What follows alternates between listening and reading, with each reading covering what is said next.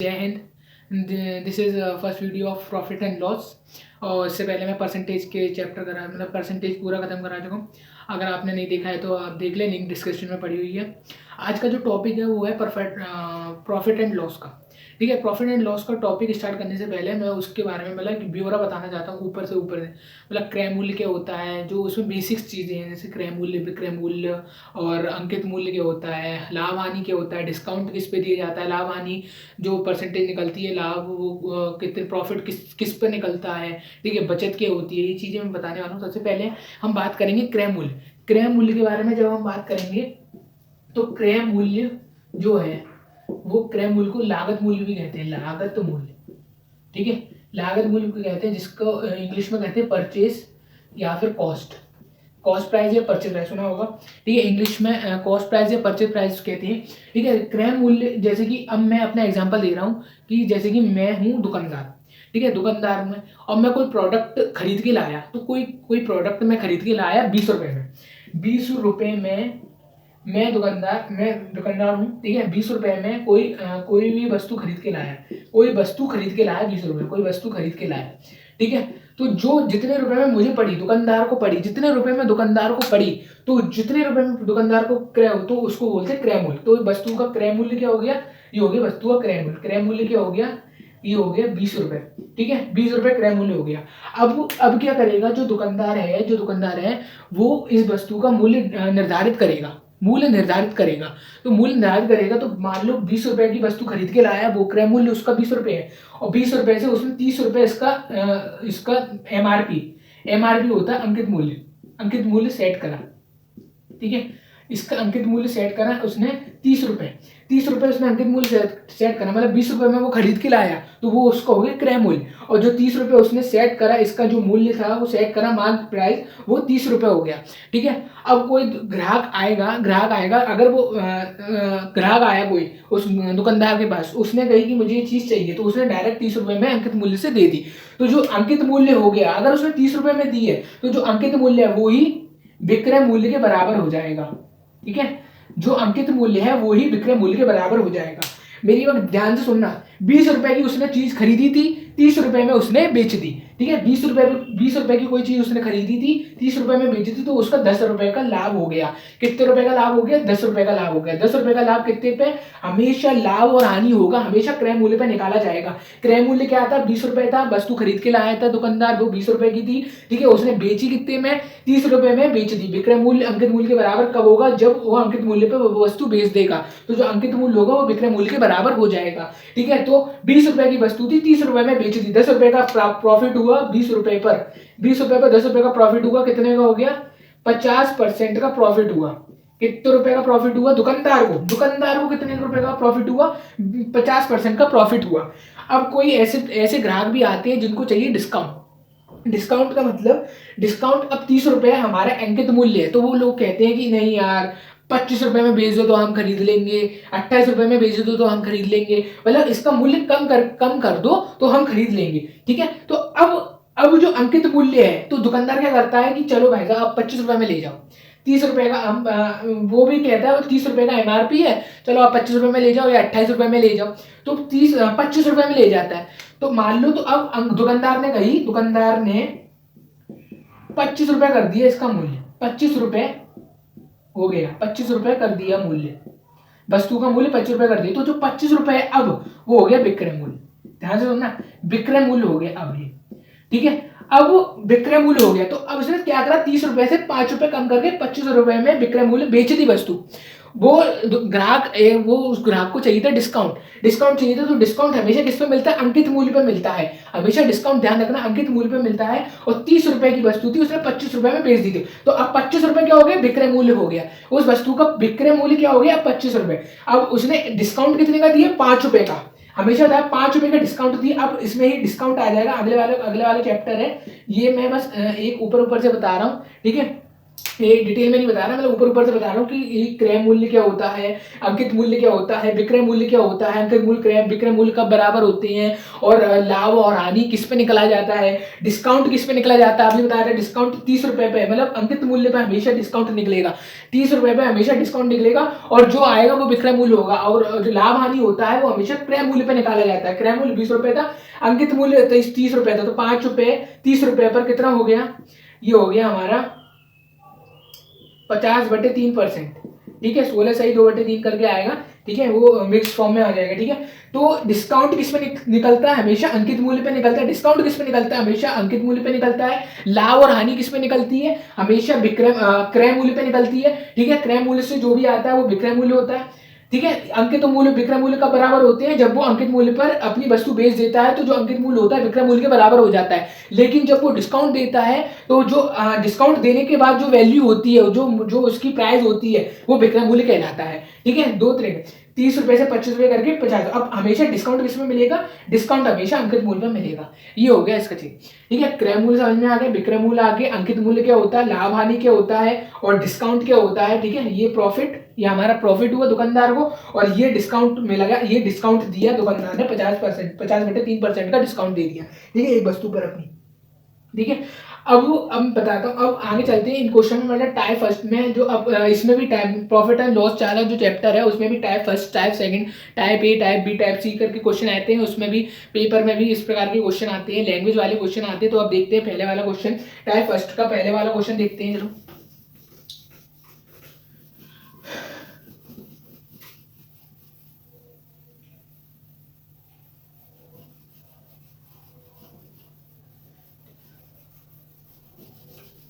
ठीक है, सबसे पहला क्वेश्चन है टाइप फर्स्ट का। अब ये अब स्टार्ट हो जाएगा प्रॉफिट एंड लॉस। ठीक है, प्रॉफिट एंड लॉस। ठीक है, सबसे पहला जो क्वेश्चन है टाइप फर्स्ट का वो है, सबसे पहला क्वेश्चन है कि वो बोलता है 36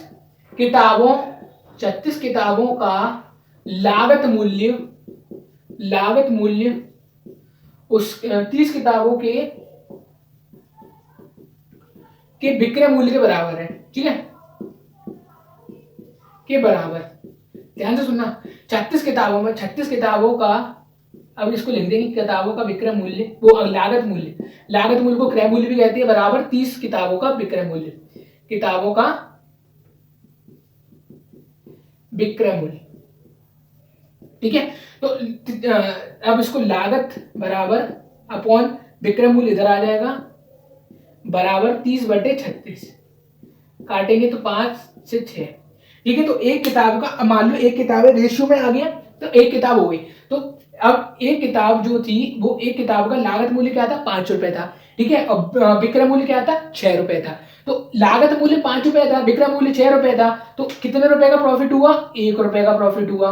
मतलब एक रुपए नहीं है, मतलब एक का प्रॉफिट हुआ, यहाँ से एक का प्रॉफिट हुआ, रुपए नहीं है ये। ठीक है, एक का प्रॉफिट हुआ, लागत मूल्य 5 रुपए का था, विक्रय मूल्य 6 था, तो एक का प्रॉफिट हुआ कितने पे। अब प्रॉफिट और लॉस कितने पे निकलेंगे, लागत मूल्य पे निकलेंगे। तो लागत कितनी है, 1/5 लागत है, 5 ही तो लागत है। ठीक है, तो अब गुणा 100, तो कितना का हो गया, 20% का प्रॉफिट। ठीक है, ये ऐसे निकलते हैं। ठीक है, ये आगे मैंने रेशियो में बना लिया, 36 किताबों का लागत मूल्य 30 किताबों के विक्रय मूल्य के बराबर था, तो लागत बटे विक्रय मूल्य नीचे लिया है, 30/36, 5/6 हो गया। तो एक किताब का जो लागत मूल्य था वो 5 रुपए था। ठीक है, और एक उसी किताब का जो 5 रुपए का था वो 6 रुपए में मैंने बेच दी। 5 रुपए की चीज मैंने 6 रुपए में बेच दी, तो अब मुझे 1 रुपए का तो प्रॉफिट हुआ। प्रॉफिट हुआ किस पे, प्रॉफिट हुआ परसेंटेज में निकालेंगे। प्रॉफिट हमेशा किस में निकाली जाती है, लागत में। प्रॉफिट किस में निकलता है, लागत में निकलता है। तो अभी बताया था, इसलिए पिछले वाले में बताया था, प्रॉफिट हमेशा किस में निकलता है, लागत में निकलता है। तो 1/5 से 20% करके 20% प्रॉफिट आ गया। इसी टाइप का एक और क्वेश्चन देखते हैं।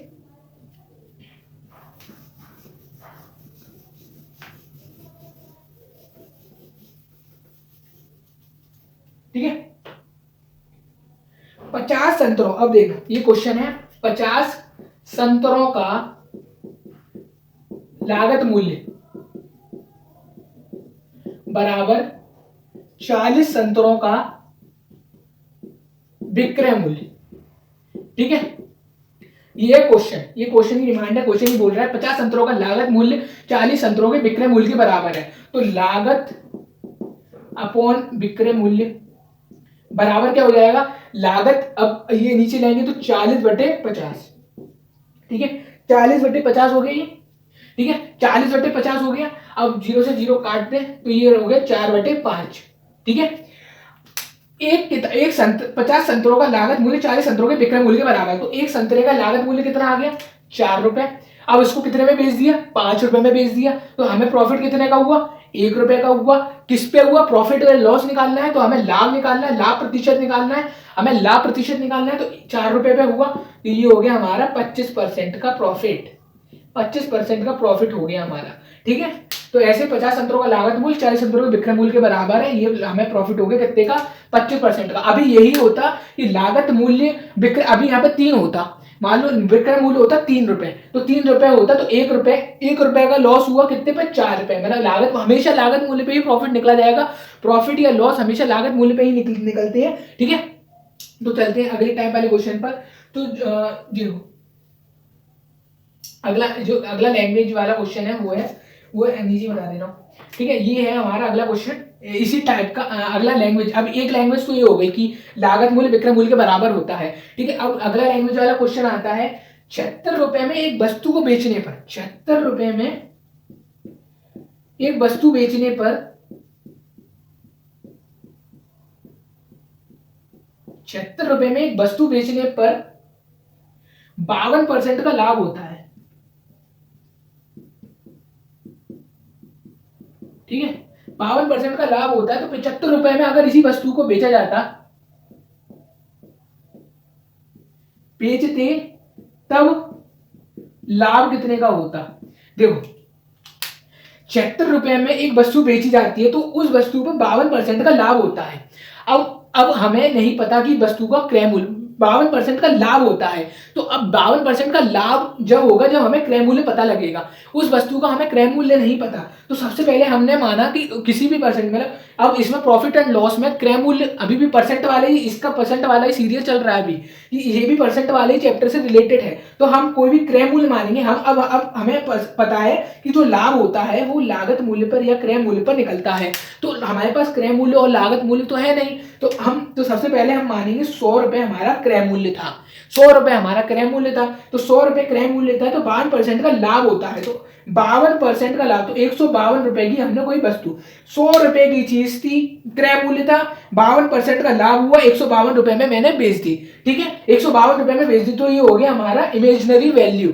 अब हमें रियल वैल्यू क्या दिया है क्वेश्चन में, तो 152 दिया है हमें 76 के बराबर, ठीक है। तो एक बराबर हो जाएगा 1/2 की, ठीक है। तो एक हमारा एक इमेजिनरी वैल्यू हमारा एक उस क्वेश्चन की वैल्यू के 1/2 के बराबर आ रहा है, ठीक है। तो 100 बराबर कितने की हो जाएगा, 100 बराबर हो जाएगा हमारा 100/2 की, मतलब 50 की, ठीक है। तो हमारा 100 रुपए, तो 50 रुपए का अब हमारे पास आ गया, ये रियल वैल्यू आ गई 50 रुपए। तो मतलब कहने का मतलब ये है, तो 75 रुपए 76 रुपए में एक वस्तु बेचने पर वस्तु का क्रय मूल्य कितने का आ गया, 50 रुपए आ गई वस्तु का क्रय मूल्य। तो वस्तु का क्रय मूल्य जब आ गया हमारे पास, तो जब वस्तु का क्रय मूल्य आ गया हमारे पास, अब हमारे पास क्या बोल रहा है कि 75 रुपए में बेची जाती है, कोई वस्तु 50 रुपए की है, उसको 75 रुपए में बेचा जाता है, तो कितने रुपए का प्रॉफिट हो रहा है, हमें 25 रुपए का प्रॉफिट हो रहा है, और क्रय मूल्य हमारे पास दिया हुआ है, तो हमेशा प्रॉफिट और लॉस किस में निकालती है, क्रय मूल्य पे निकालते हैं। तो प्लस 25 रुपए का प्रॉफिट हो रहा है, 25 रुपए का प्रॉफिट हमें 50 रुपए पे हो रहा है, तो ये हो जाएगा हमारे पास 50 रुपए का। तो हमारे पास तो अब क्या है, 50% का प्रॉफिट, मतलब बोल रहा था कि 76 रुपए में बेचने पर एक वस्तु पर 52% का लाभ होता है, तो 75 रुपए में बेचने पर कितने परसेंट का लाभ होगा, 50% का लाभ होगा। तो ये हो गया टाइप लैंग्वेज क्वेश्चन का, लैंग्वेज था ये, इस टाइप का क्वेश्चन है। मतलब अब टाइप फर्स्ट का क्वेश्चन खत्म, टाइप फर्स्ट खत्म हो गया। यही क्वेश्चन थे, लागत मूल्य विक्रय मूल्य के बराबर था। और ऐसे ही एक लैंग्वेज वाला क्वेश्चन आता है कि कोई वस्तु का दे दी जाता है, इतने परसेंट का लाभ होता है, तो इतने रुपए में कितने परसेंट का लाभ होगा, इस टाइप का क्वेश्चन आता है, ठीक है। तो अब चलते हैं टाइप बी पर, मतलब टाइप सेकंड पर चलते हैं, अगले टाइप पर। इस टाइप फर्स्ट तो खत्म हो गया, अब टाइप चलेगा बी, टाइप ए तो सब खत्म हो गया, अब टाइप चलेगा बी, ठीक है। टाइप बी में सबसे पहले बोलता है, इसमें क्या होता है, टाइप बी वाले क्वेश्चनों में क्या होता है कि कोई वस्तु होती है, कोई वस्तु कोई आदमी है, कोई व्यक्ति है, वो अपनी वस्तु दो समान विक्रय मूल्य में बेचता है। मतलब कहने का मतलब ये है कि अपनी वस्तु समान विक्रय मूल्य पर बेचेगा और किसी एक वस्तु पर अलग अलग चीजों में खरीद के लाया, जैसे कि उसने एक खरीद लिया पलंग खरीद लिया और एक सोफा खरीद लिया, ठीक है, और उसने दोनों वस्तु समान विक्रय मूल्य पर बेच दी, मतलब समान रुपए में बेच दी, ठीक है। तो एक पर उसको 10% का या फिर कितने x% का लाभ हुआ, दूसरे पर उतने ही परसेंट की हानि हो गई। तो अब उसको फिर टोटल लाभ या हानि पूछता है इस क्वेश्चन में। लैंग्वेज अब मैं क्वेश्चन बता के क्वेश्चन लिख के बताता हूँ कैसे पूछता है वाला क्वेश्चन। कि बोलता है एक व्यक्ति 396 रुपए की दर से, मतलब 396 की दर से 2 मशीनें खरीद के लाता है। 2 मशीनें, ध्यान से सुनना, 2 मशीनें इसने खरीदी, ठीक है। 396 रुपए की दर से 2 मशीनें इसने खरीदी, ठीक है। 2 मशीनें इसने खरीदी, तो एक मशीन पर उसने क्या करा, ठीक है। अब हमें इसका क्रय मूल्य नहीं पता, हमें विक्रय मूल्य पता है 396 रुपए है, ठीक है। अभी हमें क्रय मूल्य नहीं पता, खरीदी नहीं, मशीनें बेची, मशीनें बेची, ठीक है। 396 रुपए की दर से 2 मशीनें बेची, मतलब हमें इसका क्रय मूल्य नहीं पता, हमें विक्रय मूल्य पता है 396 रुपए है, ठीक है। तो अब बोल रहा है कि पहले मशीन पर 10% का लाभ हुआ, पहली फर्स्ट मशीन थी उस पर 10% का लाभ, 10% की प्रॉफिट हुआ, ठीक है, 10% का प्रॉफिट हुआ। दूसरी मशीन पर बोल रहा है कि 10% का लॉस हुआ, ठीक है, 10% का लॉस हुआ, ठीक है। पहली मशीन पर 10% का प्रॉफिट हुआ, दूसरी मशीन पर 10% का लॉस हुआ, और हमें क्रय मूल्य नहीं पता, विक्रय मूल्य के बारे में हमें जानकारी है कि विक्रय मूल्य कितने का है, ठीक है। तो सबसे पहले क्या करेंगे, मानक क्रय मूल्य, हमेशा बोलता हूं कि क्रय मूल्य की कोई भी चीज मानते हैं परसेंटेज वाले से रिलेटेड वाले चैप्टरों में हमेशा 100 मानते हैं, तो क्रय मूल्य हमने माना 100, क्रय मूल्य हमारे पास आ गया 100 रुपए, ठीक है। तो पहली वस्तु की जब बात की जाएगी, पहली वस्तु की बात की जाएगी, तो पहली वस्तु की बात की जाएगी तो 10% प्रॉफिट होता है, तो क्रय मूल्य पर 10% प्रॉफिट होता है, 110 रुपए की होगी ये वस्तु, ठीक है। इसको हम ये भी तो लिख सकते हैं 10-11, क्योंकि रेशियो अगर मैं 0 से 0 काट दूं यहाँ से, तो इसको हम ये भी तो ले सकते हैं 10 से 11, मतलब 10 रुपए में कोई वस्तु खरीदी और उसको 11 रुपए में बेच दिया, 10%, 10 रुपए का 10% 11 ही तो हो गया, ठीक है। 10 रुपए का 10% 11 हो गया, ठीक है। अब वो भी हो गया तुम्हारा फर्स्ट मशीन की जब बात की जाएगी, पहली मशीन, ठीक है। अब सेकंड मशीन की जब बात की जाएगी, सेकंड मशीन की बात की जाएगी, तब बोल रहा है कि 100 रुपए में खरीद के लाया, 100 रुपए में खरीद के लाया, 10% लॉस हो गया, 10% लॉस में उसने बेची, तो मतलब इसका 10%, इसको 10% निकालेंगे, 100 का 10% 10, तो माइनस 10% हो जाएगा हमारा 90, तो ये हो जाएगा 10 से 9, ठीक है, 10 से 9 हो गया हमारे पास। इसको ये भी तो लिख सकती है, ठीक है, इसको ये भी लिख सकती है, क्योंकि ये से 0 काट दिया, तो इसको ये भी तो लिख सकते हैं। अब हमारे पास एक आ गया ये, एक आ गया ये, ठीक है। फर्स्ट मशीन का आ गया 10 रुपए में खरीदी थी, 11 रुपए में बेच दी। दूसरी मशीन का बोल रहा है कि 10 रुपए में खरीदी थी, 9 रुपए में बेच दी, ठीक है। तो अब वो बोल रहा है कि 396 रुपए की दर से 2 मशीनें बेची, दोनों की मशीनों का जो विक्रय मूल्य है वो बराबर है, ये तो दोनों का क्रय मूल्य है। अब ये हो गया विक्रय मूल्य दोनों का, तो ये वाली मशीन का और ये वाली मशीन का विक्रय मूल्य बराबर करने के लिए हम क्या करेंगे, इसमें 9 का गुणा कर दूं दोनों तरफ, इसमें 11 का गुणा कर दूं दोनों तरफ, तो इसमें क्या निकल के आएगा 90, ये हो गया 99, इसमें क्या निकल के आएगा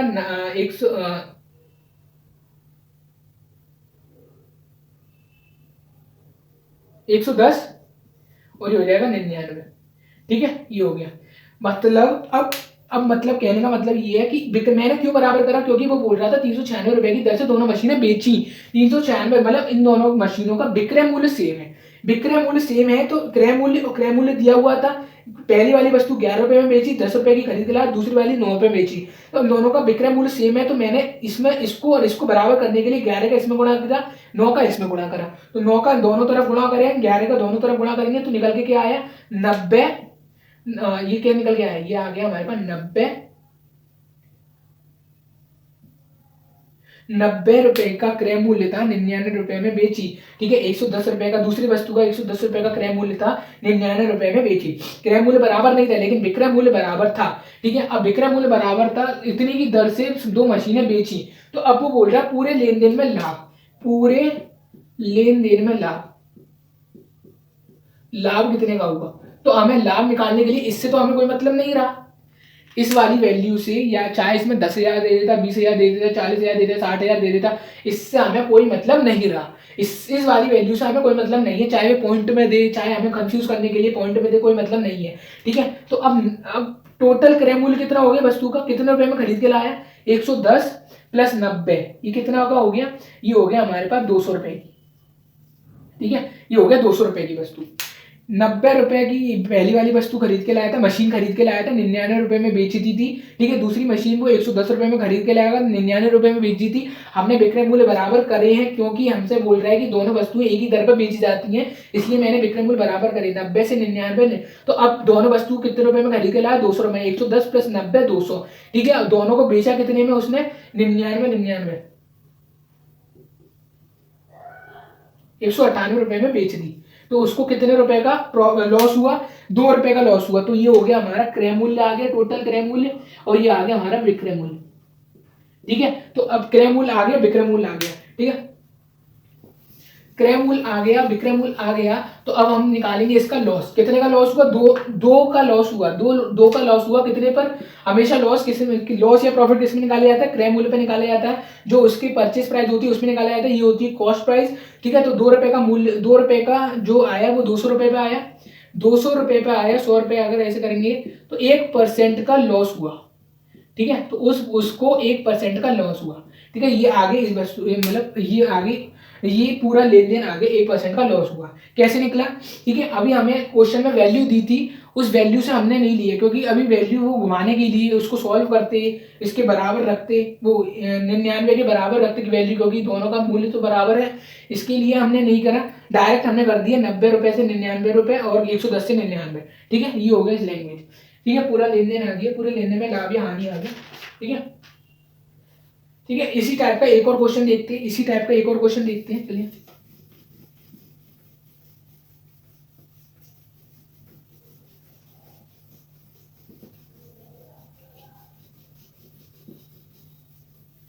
अब वो बोल रहा है इस टाइप में, अगला क्वेश्चन है, एक घर तथा दुकान को प्रत्येक को 1 लाख रुपए में बेचा, हमें कोई मतलब। अब इसमें बोल रहा है कि एक घर को और एक दुकान को 1 लाख रुपए में बेचा, 1 लाख रुपए में बेचा, दोनों का विक्रय मूल्य बराबर है, ध्यान से सुनना, दोनों का विक्रय मूल्य बेचा। ठीक है, दोनों का विक्रय मूल्य बराबर है। ठीक है, मकान पर 20% हानि हुई, मकान पर क्या हुआ, उसको 20% का लॉस हुआ, 20% का लॉस हुआ। ठीक है, और घर पर उसको 20% का प्रॉफिट हुआ। ठीक है, मकान पर 20% का लॉस हुआ, घर पर 20% का प्रॉफिट हुआ। तो पूरा लेन देन पूछेगा, पूरा लेन देन, वही टाइप का क्वेश्चन है, लेकिन दूसरा क्वेश्चन बता रहा हूँ। ठीक है, दोबारा बताता हूँ। इसमें क्या होता है कि एक घर एक दुकान है। ठीक है, अब वही चीज आ गई, अब हमसे इसका विक्रय, अभी 20% लॉस 20% प्रॉफिट तब निकलेगा जब हमें इसका क्रय मूल्य पता होगा, लागत मूल्य पता होगा। क्रय मूल्य लागत मूल्य एक ही बात होती है। ठीक है, इसका लागत मूल्य क्रय मूल्य पता होगा, तभी तो हमें इसका लॉस या प्रॉफिट निकलेगा। तो हमने माना इसका, इस वस्तु का जो घर था, उसका जो क्रय मूल्य था, घर की बात की जाएगी पहले, उसका क्रय मूल्य था 100 रुपए, मान लिया 100 रुपए था, 20% लॉस हुआ मकान पे। ठीक है, तो पहले घर की बात की जाएगी, तो 20% प्रॉफिट, 20% प्रॉफिट हुआ, तो 100 रुपए क्रय मूल्य था, 100 रुपए पे 20% प्रॉफिट 120 रुपए हो गया। ठीक है, इसको ये भी तो लिख सकते हैं, इसको काट पीट करेंगे, छोटा छोटा प्रारूप में चेंज करेंगे। तो छोटे रूप में करने के लिए इसको 20 से काटेंगे, 20 पंजे 20 छिक्के। ठीक है, तो 5 से 6, ठीक है, 5 से 6, कहने का मतलब है 5 आ गए क्रय मूल्य और 6 हो गया विक्रय मूल्य। ठीक है, इस घर का जो हो गया, घर का 5 रुपए में घर खरीदा और 6 रुपए में बेच दिया। ठीक है, 5 रुपए में खरीदा, 6 रुपए में, क्योंकि इसको छोटा कर रहे हैं, इसको छोटा कर रहे हैं। ठीक है, ये मत देखना ये क्या हो गया, ये रेशियो थे, रेशियो में ही तो होती है सारी चीजें, इसमें जो जितनी भी होती है रेशियो में ही तो होती है, जितनी भी चीजें होती हैं। तो इसको रेशियो को मैंने काट दिए, तो 20 से काटा 5 और 6, तो 5 रुपए का क्रय मूल्य था, 6 रुपए का विक्रय मूल्य हो गया। ठीक है, ऐसे ही अब मकान की बात करेंगे, मकान की बात करेंगे, जब मकान की बात करेंगे तो माना मकान का भी जो था क्रय मूल्य था 100 रुपए था, मान लिया इसका भी क्रय मूल्य 100 रुपए था, 20% का प्रॉफिट हो गया, 20% का प्रॉफिट हुआ तो 120 रुपए का हो गया, 20% का लॉस हुआ, मकान पर 20% का लॉस हुआ, तो 80 रुपए का हो गया मकान, 80 रुपए का, 100 रुपए का था क्रय मूल्य, अब 80 रुपए का हो गया। तो फिर से इसको रेशियो में तोड़ेंगे, मतलब काटेंगे, तो 20 से काटेंगे 5 और 4, तो 5 से 4 हो गया, ध्यान से सुनना है। तो ये आ गया क्रय मूल्य मकान का और ये आ गया विक्रय मूल्य मकान का। ठीक है, अब आगे बढ़ते हैं, पहला आ गया ये, दूसरा आ गया ये, ठीक है। अब आगे बढ़ते हैं इसमें ही, तो अब वो बोल रहा है कि दोनों को 1 लाख रुपए में बेचा, दोनों का विक्रय मूल्य बराबर है। फिर से बोल रहा है ये कि दोनों का विक्रय मूल्य बराबर है। विक्रय मूल्य बराबर करने के लिए 6 और 4, इसका विक्रय मूल्य बराबर करने के लिए इसमें मैं क्या कर दूं, इसमें मैं 2 का गुणा कर दूं दोनों ओर, इसमें मैं 3 का गुणा कर दूं दोनों ओर, तभी तो विक्रय मूल्य बराबर होगा। 12 12 हो जाएगा, तभी तो विक्रय मूल्य। तो इसका क्या आ जाएगा निकल के, इसका निकल के आ जाएगा हमारे पास 10 से हो जाएगा 12, ठीक है। और इसका निकल के आ जाएगा हमारे पास 15 से हो जाएगा 12, ठीक है। ध्यान रखना, 15 से 12, 10 से 12 और 15 से 12। अब मतलब क्या निकल के आया, मैंने क्यों करा, इसमें गुणा करा, 2 का इसमें गुणा करा, 3 का इसमें गुणा करा, क्यों करा, क्योंकि दोनों का विक्रय मूल्य हमें चाहिए था बराबर। ये हो गया क्रय मूल्य दोनों वस्तुओं का, ये हो गया घर का क्रय मूल्य, ये हो गया मकान का क्रय मूल्य, ये हो गया घर का विक्रय मूल्य, ये हो गया घर का, दोनों का विक्रय मूल्य बराबर था, क्योंकि 1 लाख रुपए में दोनों वस्तुएं बेच रहा था। 1 लाख रुपए की दर से दोनों वस्तुएं मिला, मतलब 1-1 लाख रुपए में दोनों वस्तुएं बेची। तो पहले का क्रय मूल्य, अब हमने दोनों का विक्रय मूल्य बराबर कर दिया। अब हमसे पूरा लेन देन पूछ रहा है, पूरा लेन देन पूछ रहा है। तो अब क्रय मूल्य क्या हो गया दोनों वस्तुओं का, 10 + 15 कितना हो गया, 25 रुपया हो गया। 25 रुपये हो गया क्रय मूल्य, क्रय मूल्य, ठीक है। दोनों वस्तु, दोनों का, घर का और दुकान का क्रय मूल्य, दुकान दुकान है कि मकान है, मकान है, ठीक है ना, मकान क्रय, टोटल क्रय मूल्य आ गया ये, ठीक है। और विक्रय मूल्य आ गया टोटल 24 रुपये। 25 रुपए क्रय मूल्य और 24 रुपए विक्रय मूल्य, मतलब पूरा लेन देन हो गया कि 25 रुपए में उसने घर खरीदा, मकान खरीदा, और दोनों को दोनों का विक्रय मूल्य बराबर था, और दोनों को 24 रुपए में बेच दिया। तो अब उसको कितने रुपए का लॉस हुआ, उसको कितने रुपए का लॉस हुआ, उसको 1 रुपए, मतलब इधर से कितने रुपए का, 1 रुपए की हानि हुई। 1 रुपए मतलब रुपए नहीं है, मतलब रुपए नहीं है, मैं बता रहा हूँ 1 रुपए की हानि हुई, ठीक है। 1 रुपए की हानि, एक की हानि हुई, यहाँ से एक की 15 25 हो गया, ये 25 और ये 24 हो गया, तो उसको कितने की हानि हुई, 1 की हानि हुई। किस पे हानि हुई, क्रय मूल्य पर। 1 की हानि किस पे हुई, क्रय मूल्य पे, 25 रुपए, 25 पर 1 की हानि हुई। तो हमेशा प्रॉफिट और लॉस किस में निकाले जाते हैं, क्रय मूल्य पर निकाले जाते हैं। तो कितने की उसको लॉस हुआ, 1 पर, 1 रुपए, 1 का लॉस हुआ कितने पर, 25 पर। तो उसको निकालेंगे तो 4% का लॉस हुआ, तो उसको 4% का लॉस हुआ, ठीक है। 4% का लॉस हुआ। तो ये हो गया क्वेश्चन, ठीक है। जो पूछ रहा था वो हो गया, घर दुकान खरीदा, पूरा लेन देन आ गया हमारे पास, 4% का लॉस, ठीक है। ऐसा करेंगे इस क्वेश्चन को, रेशियो में तोड़ लेते हैं। छोटे रेशियो में इसलिए तोड़ते हैं ताकि गुणा करने में आसानी हो। अभी 80 और 120 का करते तो 80 का गुणा करते, 120 का गुणा करते तो बड़ा हो जाता, इसलिए छोटे छोटे रेशियो में तोड़ लिया मैंने, रेशियो में तोड़ लिया, ठीक है।